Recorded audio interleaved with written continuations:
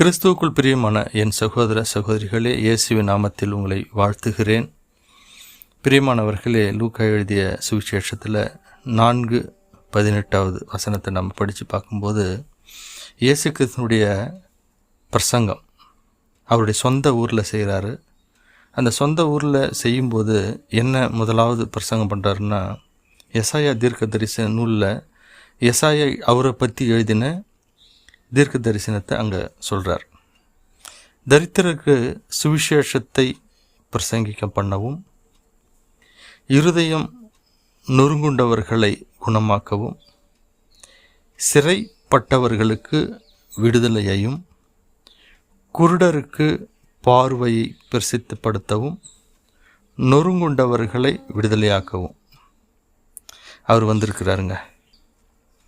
தரித்திரன்னா யாருங்க?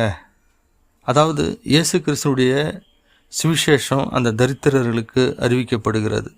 அதாவது மோசேவுடைய காலத்தில் ஒரு மனிதன் பாவம் செய்யும்போது அந்த பாவத்திற்கு ஈடாக விலைக்கிரயம் கொடுக்க வேண்டும்.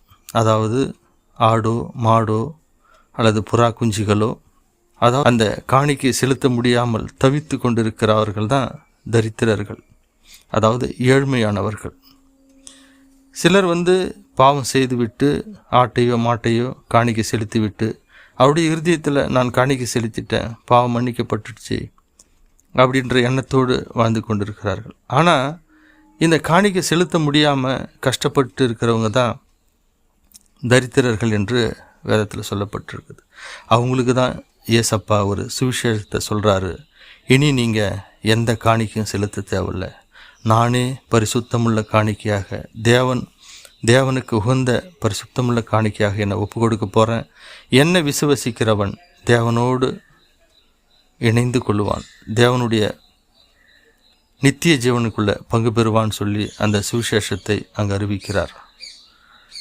எனவே பிரியமானவர்களே, இன்று நாம் தேவனுடைய அனுக்கிரக காலம் தொடங்கிவிட்டது. அந்த அனுக்கிரக காலத்தில் வாழ்ந்து கொண்டிருக்கிற நாம் தரித்திரராக இருக்கிறோமா? தேவனுக்கு உகந்த வாழ்க்கையை வாழ முடியாமல் இருக்கிறோமா? இன்றே அவருடைய பாதத்தில் ஒப்பு கொடுப்போம்.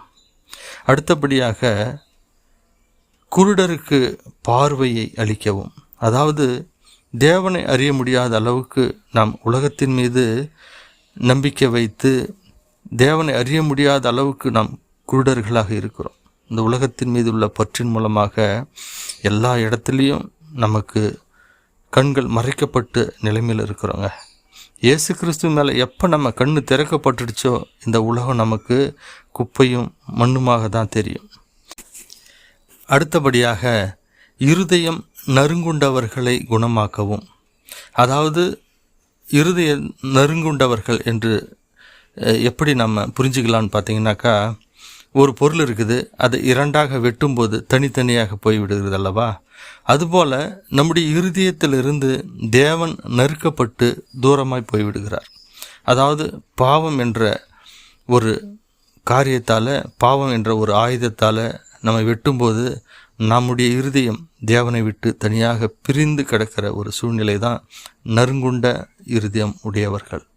இந்த நம்முடைய நறுங்குண்ட இருதயத்தை தேவன் அவருடைய பரிசுத்தமுள்ள இரத்தத்தால் கழுவி இன்று நம்மை அவரோடு இணைக்கப் போகிறார். அடுத்தது சிறைப்பட்டவர்களை விடுதலையாக்கவும், பாவம் என்ற சிறையில் தவித்து கொண்டிருக்கிறவர்கள். அதாவது நீங்கள் கேட்கலாம், உலகத்தில் எவ்வளோ பேர் பாவத்தில் சிக்கி தவிக்கிறாங்க. விபச்சார பாவம், குடிவெறியின் ஆவியினுடைய பாவம், பல வகையான திருட்டு புத்தியினுடைய பாவங்கள், வேசித்தனத்தின் பாவங்கள், இதில் சிக்குண்டு நிறைய பேர் இருக்கிறாங்க. ஆனாலும் ஏன் விடுதலை கடவுள் கொடுக்கறதில்ல அப்படின்னு கேட்டால், அவரை நோக்கி கூப்பிடுகிறவர்களுக்கு தான் அவர் விடுதலை கொடுப்பார். அவரை நோக்கி கதறுகிறவர்களுக்கு தான் அவர் விடுதலை கொடுப்பார். அதான் சிறைப்பட்டு சிறைக்குள்ளாக நான் இருக்கிறேன்றத ஒரு மனிதன் உணர்ந்து, நான் இந்த பாவக்கட்டுக்குள்ளே இருக்கிறேன்றத அந்த உணர்வுள்ள இருதயத்தோடு தேவனை நோக்கி கதறுகிறவனுக்கு தான் தேவன் விடுதலை அளிக்க வல்லவர்மலாக இருக்கிறார்.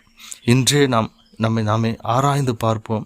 எந்த ஒரு காரியத்தில் நம்ம சிறைப்பட்டு இருக்கிறோன்றத அறிந்து தேவன்கிட்ட முறையிடுவோம். அவர் நம்மை விடுதலையாக்குவார். கடைசியாக நொறுங்குண்ட இருதயத்தை அவர் சுகமாக்குகிறார், விடுதலையாக்குகிறார். அவருடைய மனைவி சரியாக அமைஞ்சிருக்க மாட்டாங்க, பிள்ளைகள் சரியாக இருக்க மாட்டாங்க, அவருக்கு வருமானம் சரியாக இருக்காது, அவருடைய தேவனுடைய வாழ்க்கையில் சரியாக இருக்க மாட்டார், பாவத்தில் கட்டுண்டு கிடப்பார். எல்லா வகையிலும் நொறுக்கப்பட்ட ஒரு மனிதன் தான் அவன். அந்த எல்லாத்திலும் நான் சிக்கி தவிக்கிறேனே, என்னை விடுதலையாக்க யாரும் இல்லையா அப்படின்னு சொல்லி ஒரு மனிதன் கதறுவானால் அவனை விடுதலையாக்க தேவன் வல்லமுள்ளவராய் இருக்கிறார். எனவே பிரியமானவர்களே, இயேசு கிறிஸ்து நமக்கு விடுதலையையும் பார்வையையும் நொறுங்குண்ட இருதயருக்கு ஆறுதலையும் குணமாக்குதலையும் கொடுத்து நம்மை தேற்றுகிறவராக இப்பொழுது வந்து நம்முடைய இறுதிய வாசல் அண்டியில் நின்று கதவை தட்டி கொண்டே இருக்கிறார். அவருடைய குரலுக்கு செவி கொடுப்போம், நம்முடைய இருதயத்தை அவருக்காக திறந்து கொடுப்போம். கர்த்தர் நமக்கு நன்மை செய்ய வல்லமுள்ளவராக இருக்கிறார். அன்பும் இரக்கமும் நிறைந்த எங்கள் நல்ல பிதாவே, இன்று நாங்கள் எந்த காரியத்தில் நாங்கள் விழுந்து கிடக்கிறோம், எந்த காரியத்தில் நாங்கள் உம்மை விட்டு பிரிந்திருக்கிறோம் என்பதை எங்களுக்கு உணர்த்தி அதிலிருந்து விடுதலையும் எங்களுக்கு கட்டளையிடுங்கப்பா. உம்முடைய வல்லமுள்ள கரத்தில் எங்களை ஒப்பு கொடுக்கிறோம். இயேசு கிறிஸ்துவின் நாமத்தில் ஜெபம் கேளும் நல்ல பிதாவே. ஆமீன், ஆமீன்.